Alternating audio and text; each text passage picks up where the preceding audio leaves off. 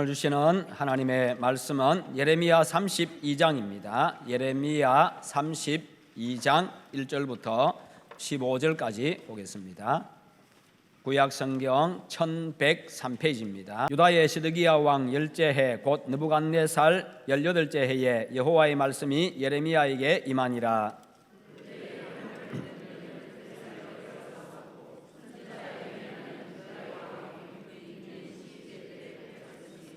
이는 그가 예언하기를 여호와의 말씀에 보라, 내가 이 성을 바벨론 왕의 손에 넘기리니 그가 차지할 것이며 유다 왕 시드기야는 갈대아인의 손에서 벗어나지 못하고 반드시 바벨론 왕의 손에 넘겨진 바 되리니 입이 입을 대하여 말하고 눈이 서로 볼 것이며 그가 시드기야를 바벨론으로 끌어가리니 시드기야는 내가 돌볼 때까지 거기에 있으리라. 여호와께서 이와 같이 말씀하시니라. 너희가 갈대아인과 싸울지라도 승리하지 못하리라 하셨다 하였더니 유다 왕 시드기야가 이르되 내가 어찌하여 이같이 예언하였느냐 하고 그를 가두었음이었더라.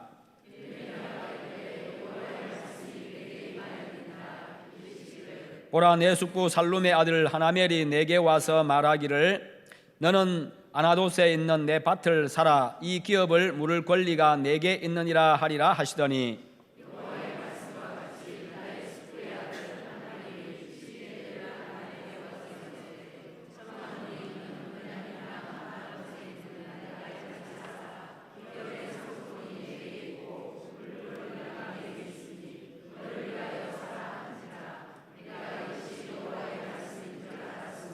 내 숙부의 아들 하나멜의 아나돗에 있는 밭을 샀는데 은 17세겔을 달아주되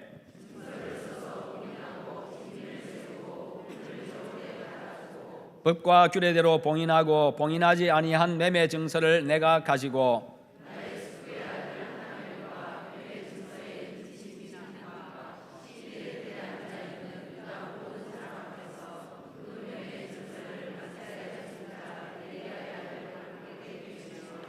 그들의 앞에서 바룩에게 명령하여 이르되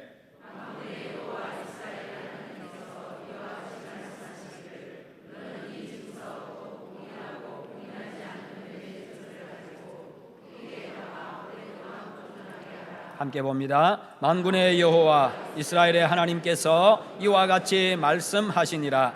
사람이 이 땅에서 집과 밭과 포도원을 다시 사게 되리라 하셨다 하니라.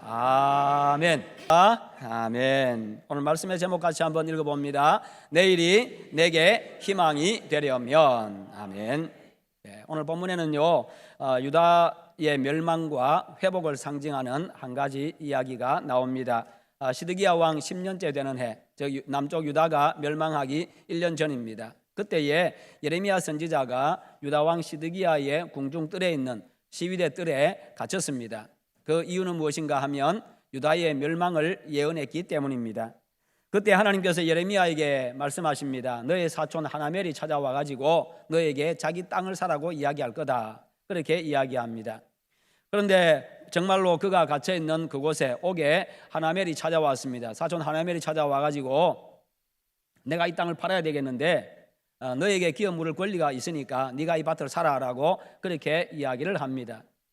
그래서 이 시드기야는 예레미야는 하나님의 말씀인 줄 알고 그의 말이 하나님의 뜻인 줄 알고 그냥 그 밭을 샀습니다. 그런 후에 그는요 예레미야는 하나님께서 다시 그 땅을 회복시켜 주실 것이라는 하나님의 약속을 전했습니다. 이런 배경하에서 오늘 본문이 주는 교훈을 세 가지를 생각해 보도록 하겠습니다. 첫째, 성도는요 어떤 상황에서도 하나님의 말씀을 붙잡고 살아야 한다는 것입니다. 여러분, 왜 사촌 하나멜이요 자기 밭을 사라고 했겠습니까? 나라가 곧 망한다고 하니까. 나라가 곧 망한다고 하니까. 또 자기 자기들이 또 포로로 잡혀서 바벨론에 포로로 잡혀간다고 하니까 밭을 가지고 있어 봐야 아무 소용이 없다는 것을 그가 알았기 때문입니다. 예레미야는요 이런 하나멜의 속셈을 다 알고 있었습니다. 옥에 갇힌 형제를 위로하지는 못할 망정 사촌이 되어가지고 찾아와서 지금 이런 제안을 하고 있습니다. 사촌이 되어가지고 어떻게 이럴 수가 있습니까? 우리가 살아가면서 가까운 사람에게 뒤통수 얻어맞은 일이 사실 한두 번이겠어요? 싸우고자 했으면 참 수도 없이 싸웠을 겁니다. 그러나 체면 때문에 참고 그리고 어떤 때는요 덕과 명예 때문에 참고, 어떤 때는 말 그대로 더러워서 참고, 어떤 때는요 내가 예수 믿는 것 때문에 참고, 하나님의 영광 가릴까 봐 참고, 각종 이유 때문에 우리가 참고 또 참고 또 참아왔습니다. 참 잘 참으셨습니다. 여러분 계속해서 그렇게 살아가시기를 바랍니다. 그게 은혜고 복입니다. 세상을 오래 산 분일수록 더욱더 그런 경험들 많이 하셨을 겁니다. 여기서도요 보통 사람 같으면은 이런 이야기 할 겁니다. 내가 바본 줄 아냐, 이 못된 놈아, 이 나쁜 놈아, 그러면서 한바탕 하고 그렇게 쫓아보냈을 겁니다. 그런데요 이 예레미야는요 두말하지 아니하고 은 17세계를 달아주고 샀습니다. 왜 샀습니까? 하나님의 말씀인 줄 믿었기 때문입니다. 그러나 하나님의 말씀임에도 불구하고요 사실 이것은 정말 쉽지 않은 일입니다. 분명히 하나님의 말씀은 그렇게 말씀하셨지만 막상 내가 손해본다고 생각하면요, 막상 내가 어려움에 처한다 생각하면은 쉬운 일이 아니라는 것입니다. 세상 사람들이 다 비웃고 비난하고 야단일 겁니다. 왜냐하면요 어제는 자기가 나라가 곧 망한다고 외쳐놓고, 백성들이 포로로 잡혀간다고 또 외쳐놓고 자기가 지금 땅을 사고 있다고 생각해 보세요. 사람들이 어떻게 생각하고 어떻게 말하고 어떻게 반응하겠습니까? 말과 행동이 다른 거짓말쟁이라고, 거짓 선지자라고, 위선자라고, 배신자라고 그렇게 하면서 돌을 던질 겁니다. 여러분 우리도 말씀대로 살다 보면요 친구들에게 그리고 이웃에게 오해받을 일 많이 생깁니다. 그러나 그럼에도 불구하고 말씀에 근거해서 판단하고 하나님의 말씀에 대해서 여러분 정직하게 반응하시기를 축원합니다. 그러면 결국요 오해가 풀리게 되고, 그러면 결국 관계가 회복되어지고요, 그러면 결국 은혜가 임합니다. 여러분 오해는 오래가지 않습니다. 오해는 오래가지 않습니다. 오해가 바뀌어서 금방 바뀌어서 이해가 되어지고요, 비난이 바뀌어서 찬사가 되어집니다. 그러므로 사람 너무 의식하지 마시고 전적으로 하나님의 말씀에 의지해서 여러분 판단하고 행하시기를 바랍니다. 그러면 하나님의 말씀대로 이루어지는 것을 여러분들은 보게 될 것입니다. 예레미야의 어려움이 이것뿐이겠습니까? 아니었습니다. 나라는 지금 멸망 직전에 있습니다. 백성들이 바벨론의 포로로 잡혀가는 것 눈앞에 지금 다가왔습니다. 지금 밭을 사면요 100% 망합니다. 왜요? 나라가 망해가지고 언제 회복될지도 모르고, 하나님이 회복은 약속하셨는데 언제 회복된다라고 말씀하지 않으셨습니다. 1년 후에, 5년 후에, 10년 후에 아무 기약이 없습니다. 그냥 회복시켜 줄게, 그렇게 말씀하셨어요. 언젠가는 와서 사람들이 집을 사고 밭을 사고 포도원을 살 날이 올 것이다, 그렇게 지금 약속할 뿐이지 언제 회복된다는 말씀이 없습니다. 그러니까 다음에 회복된다고 하더라도, 회복된다 치더라도 자기가 그 산 밭에서 농사를 지어 먹고 살지 못 살지 모릅니다. 자기 세대에 그 땅을 밭을 갈 수 있을지도 모릅니다.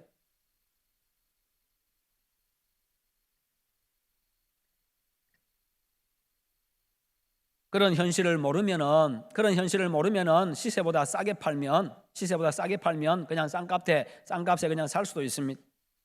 그러나 현실을 알고 나면요, 그 현실을 알고 나면 어떻게 합니까? 사기를 쳐서라도 다시 되팔아 먹으려고 합니다.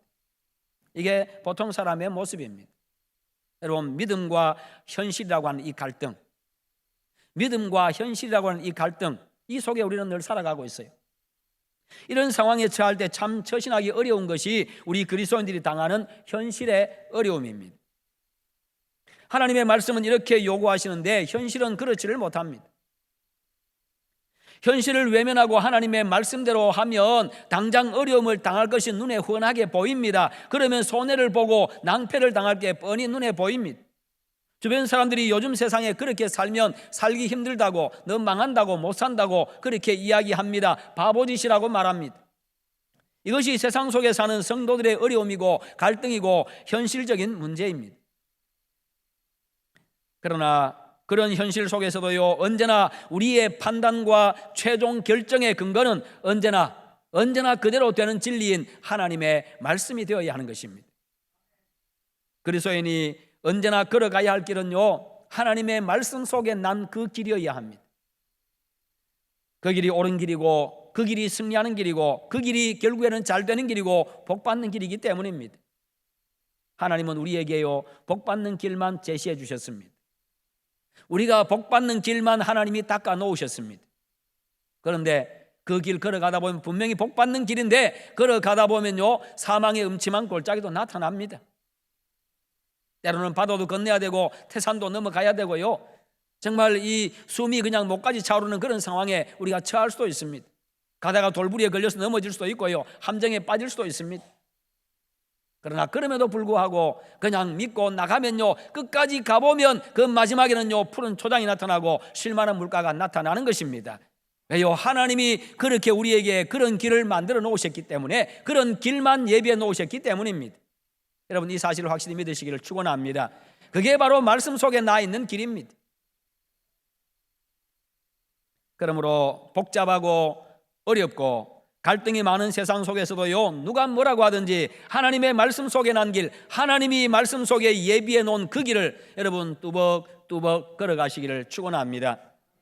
그러면 그 사람의 내일은 희망이 있습니다. 하나님은 그런 사람에게 복 주시기 때문입니다. 지금 옥에 갇혀 있는 예레미야 자신의 고통스러운 현실, 그리고 곧 바벨론에 의해서 망할 국가의 암담한 현실, 바벨론의 포로로 잡혀갈 민족적인 이 암울한 장래를 생각해 볼 때에 그런 현실을 알고 있는 이상 보통 사람 같으면 절대로 땅 사지 않습니다. 그것이 사촌의 땅이든지 형제의 땅이든지 누구의 땅이든지요.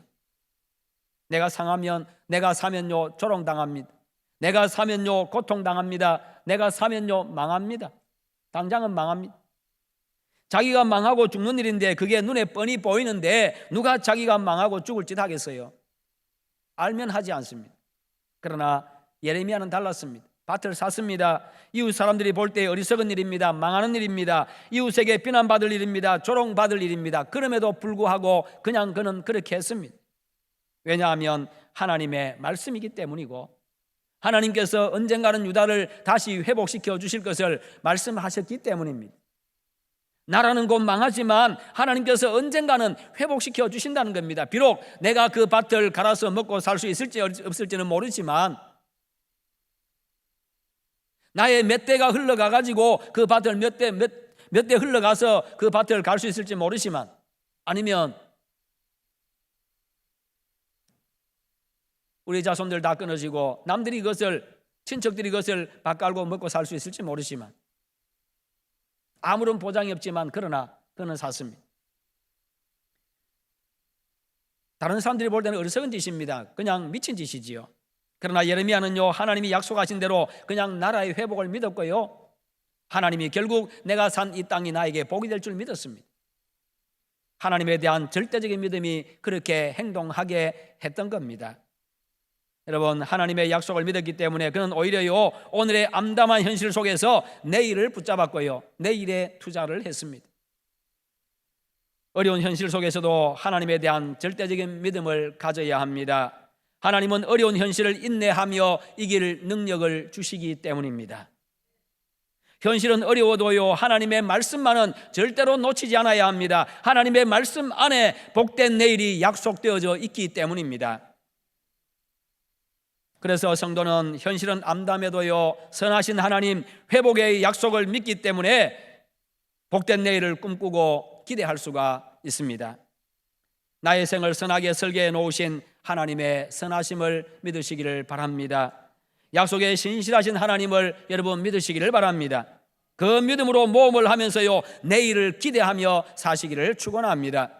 충분히 그 사람에게는요, 내일을 기대할 자격이 있고요, 그 사람에게는 내일이 보장되어져 있습니다.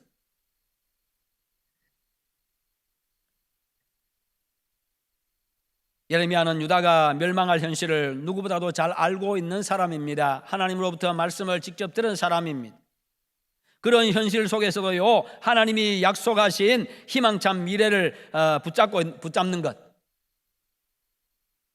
그런 현실 속에서도 내일의 희망을 이야기할 수 있는 것, 하나님의 약속을 믿고 모험할 수 있는 것, 바로 이것이 믿음이 아니겠습니까?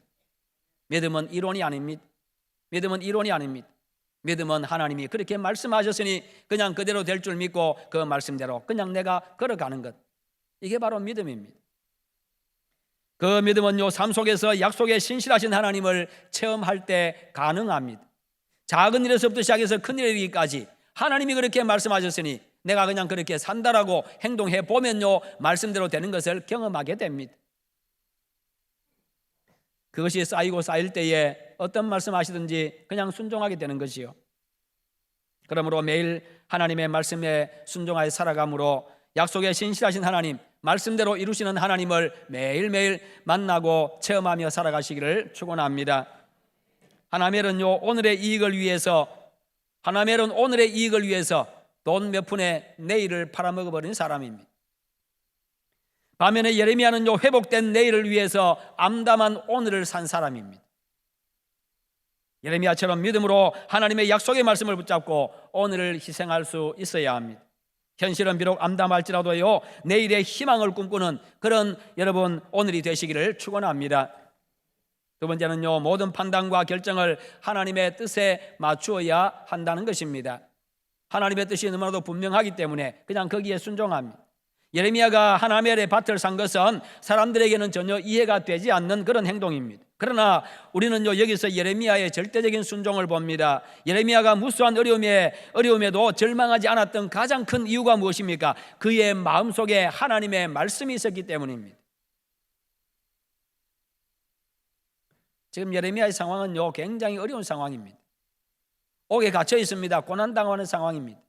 앞으로 자기가 어떻게 될지 모르는 상황입니다. 죽을지도 모릅니다.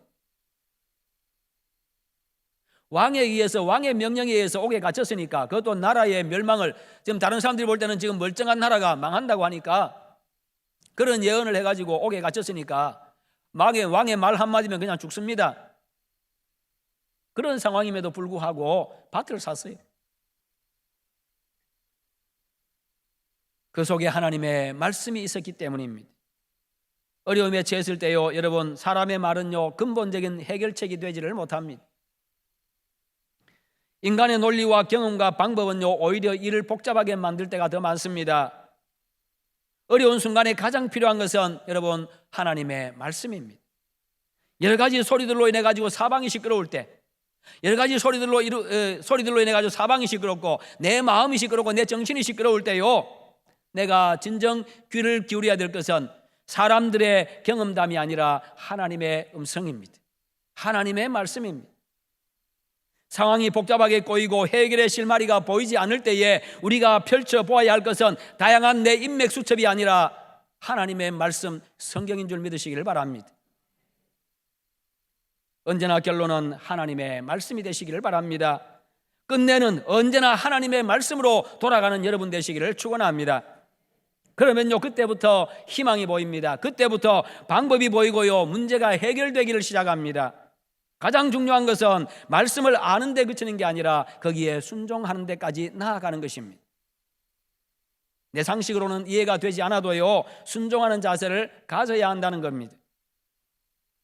지금 사촌의 밭을 사는 예레미야의 행동은요, 사람들이 보기에 정말 오해하기 쉬운 그런 상황입니다. 예레미야의 예언을 믿지 않는 사람들의 눈에는요, 예레미야는 지금 자기가 나라는 망하고 국민들은 포로로 잡혀간다는 유언비어를 터뜨려 놓고 자기는 부동산 투기하고 있다고 그렇게 보일 것입니다. 반면에 예레미야의 예언을 믿는 사람들은요, 예레미야의 행동을 보고 어리석고 바보짓이라고 그렇게 비난할 것입니다. 조롱할 것입니다. 그러나 예레미야는 사람들의 시선을 의식하지 않았습니다.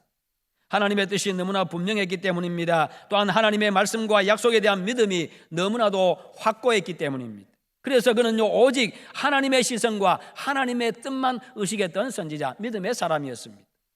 사람의 마음에 드는 것보다도요, 하나님의 마음에 들기를 원했던 사람입니다. 이것이 바로 복 있는 인생을 사는 비결입니다. 그런데 사실 하나님의 뜻이 분명하다고 하더라도요, 우리가 순종하기 쉽지 않은 것은 현실이라고 하는 이 거대한 산이 가로막고 있기 때문입니다. 우리 역시도 하나님의 뜻을 분명하게 알고 있습니다. 하나님의 뜻이 뭡니까? 하나님의 말씀이 뭡니까? 하나님의 음성이 뭡니까? 바로 이 성경입니다. 구약 66권 이 성경입니다.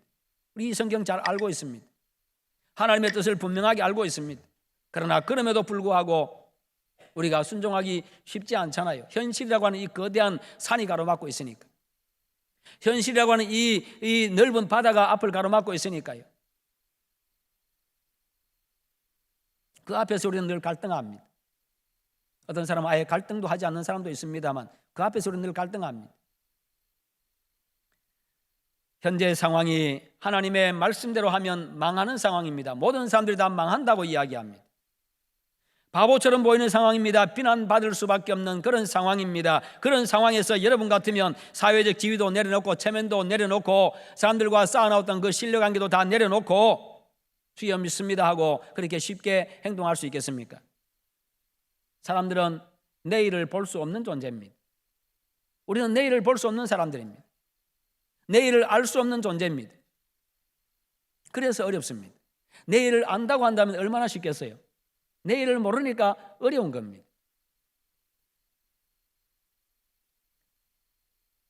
그러나 그럼에도 불구하고 순종이 가능한 것은요, 하나님에 대한 우리의 믿음 때문입니다.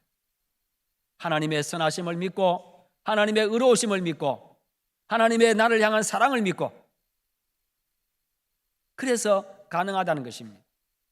믿음은 모든 것을 가능하게 만들어줍니다. 이게 바로 믿음의 힘입니다.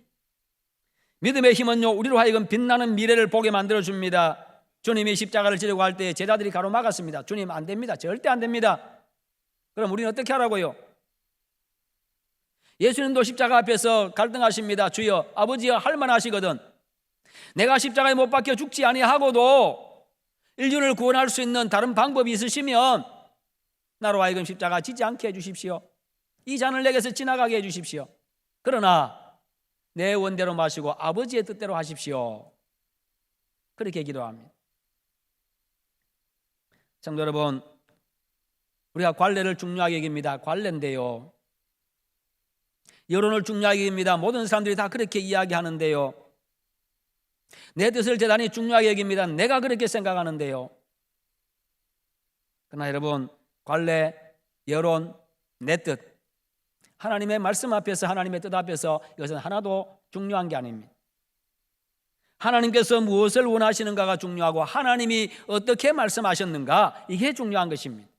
이게 바로 하나님의 백성들이 가져야 될 자세이고 마음입니다. 매일 다가오는 현실의 문제들 앞에서요, 현실적인 어려움을 내세우면서 불순종의 핑계거리를 찾는 우리의 모습입니다. 현실의 어려움을 내세우면서 불순종의 핑계거리를 찾고 있다는 것입니다. 하나님의 뜻을 발견하기 위해서 애쓰고 그 뜻에 믿음으로 순종하기를 힘쓰려고 어떻게 하든지 하나님의 말씀에 순종하려고 말씀에 맞춰서 내가 살아가려고 몸부림치지 아니하고 어떻게 하든지 핑계거리를 찾아내려고 하는 우리의 모습. 여러분, 늘 하나님의 뜻을 찾으려고 애쓰고 말씀에 순종하려고 애쓰는 그런 믿음의 용사들 다 되시기를 축원합니다. 마지막 세 번째는요, 하나님의 말씀 앞에 성실해야 한다는 것입니다. 오늘 본문은요, 예레미야의 성실한 삶을 보여주는데 그는 옥에 갇힌 개인적인 절망적인 상황을 맞이했습니다. 민족적인 절망입니다. 민족이 망한다고 하는 그런 민족적인 절망 앞에 그가 또 서 있습니다. 사촌 하나멜이 옥에 갇혀서 신음하고 있는 자신에게 찾아와서 이기적인 마음을 가지고 땅을 사라고 그렇게 이야기합니다. 그런 하나멜의 속보이는 태도를 보고요, 예레미야는 야단쳐서 보내지 않았습니다. 다음에 내가 석방되면 그때 가서 보자고 미루지도 않았습니다. 자신의 고통스러운 처지, 형제가 그렇게 이기적인 마음으로 다가오는 그 모습 보고 그 모습을 보는 그 서운한 감정, 그리고 자신이 처한 어려운 형편, 그것보다도 하나님의 말씀이 중요하다고 생각했던 겁니다. 그래서 비록 자신이 당장 어려움에 처할 수 있지만 하나님의 말씀 앞에 그가 성실하게 반응합니다. 그리고 사람에 대해서는 섬김과 희생의 자세를 보이고 있지요. 비록 희생이 눈앞에 보이지만 하나님께서 명하신 일이라면 즉각 수행해야 합니다. 내일 주님이 재림하신다 할지라도 오늘 내게 주어진 임무를 우리는 수행해야 하는 것입니다. 그런 자세와 믿음으로 살아야 더 높은 차원의 삶을 살아갈 수가 있습니다. 그래야 지금까지 경험하지 못한 복을 누리게 되는 것입니다. 여러분, 현재가 어려우면요, 내일이 두려워집니다. 오늘이 어려우면요, 오늘이 고통스러우면 내일이 두려워집니다. 내일은 또 어떤 일이 벌어질까? 내일은 혹시 더 아픈 것은 아닐까? 내일은 더 어려워지는 것은 아닐까? 오늘이 힘들고 어려우면요, 내일이 두려워지는 것이 우리 인생입니다. 그러나 예레미야는 오늘 하나님께서 자신에게 요구하시는 것을 수행하며 비록 오늘이 고통스럽지만 그럼에도 불구하고 오늘에 성실했던 사람입니다. 그리고 내일을 위해서 오늘을 희생했습니다. 옥에서도 하나님에 대해서 성실했습니다. 남보다 더 어려운 현실 속에서 자신을 희생하고 있습니다. 곧 나라가 망할 것이라고는 만국에 대한 그 긴장과 절망 속에서도요, 그는 오늘 의미 있는 시간으로 창조하며 살았던 사람입니다. 옥에서도요. 나라가 망할 때는 땅을 팔아서 금을 사야 되지요. 나라가 곧 망하는데 땅을 팔아서 금을 사야 될 시기입니다. 그런데 예레미야는 반대로 금을 팔아서 땅을 사고 있습니다. 그처럼 그에게는요, 하나님의 약속을 철저하게 믿고 행동하는 그런 용기와 믿음이 있었던 것입니다. 그랬더니 오늘의 어려움이 내일의 희망이 되었고요, 오늘의 어려움 때문에 내일이 두려운 것이 아니라 오히려 내일을 꿈꾸게 되었고 내일을 기대하게 되었습니다. 여러분, 어떠한 일에 처해도 하나멜과 같이 지극히 이기적이고 오늘에 집착해서 내일을 보지 못하는 그런 일회용 삶, 하루살이 같은 그런 삶을 살지 마시기를 바랍니다. 예레미야처럼 오늘 힘들어도요, 믿음으로 내일을 꿈꾸고 기대하시는 여러분 되시기를 축원합니다. 오늘 내 형편이 암담해도요, 하나님의 말씀에 대해서 성실하고 이웃에 대해서는 희생할 줄 아는 그런 믿음의 사람 되시기를 축원합니다. 진정으로 하나님의 약속을 믿는 그리스도인의 인생 사전에는요, 절망이라는 단어가 없습니다. 믿음의 눈으로 보면요, 하나님이 계획하신 찬란한 내일이 보이게 되어 있습니다. 믿음의 눈으로 보면요, 하나님이 예비하신 영광스러운 미래가 눈앞에 펼쳐지게 되어져 있습니다.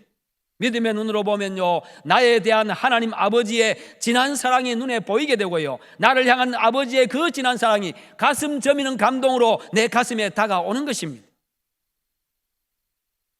약속의 하나님의 약속대로 성경대로 될 줄 믿는 믿음의 눈으로 보면요, 우리에게 내일은 언제나 희망인 줄 믿으시기를 바랍니다.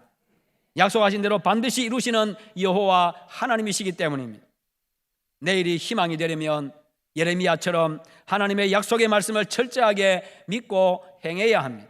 내일을 위해서 오늘의 어려움 속에서도 인내와 희생을 투자할 수 있어야 합니다. 그러면 여러분은 내일의 승리자가 될 것입니다. 그러면 여러분에게 내일은요, 희망이 될 것입니다.